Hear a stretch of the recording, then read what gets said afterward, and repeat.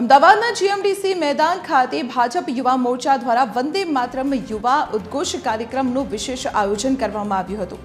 પૂર્ણ વંદે માતરમ ગાન અંગે બાળકોમાં જાગૃતિ લાવવાના હેતુથી આગામી 2 મહિના સુધી રાજ્યભરની શાળા કોલેજોમાં આ ખાસ અભિયાન ચલાવવામાં આવશે।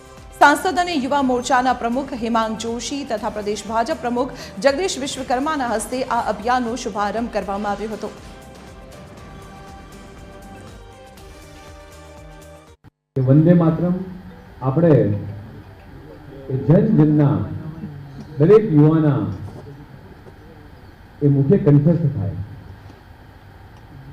પણ જે રીતે દેશના યશસ્વી પ્રધાનમંત્રી માનનીય મોદી સાહેબની જે પરિકલ્પના છે, 140 કરોડ ભારતીયોનું આપણું સ્વાભિમાન છે, આને આપણે કંઠસ્થ તો કરીએ પણ આપણા જહેનની અંદર વંદે માતરમ જો ઉતારી દઈએ तो साचा अर्थ में આપણે વંદે માતરમ માટેનો આપણને જે આદર ને ભાવ છે।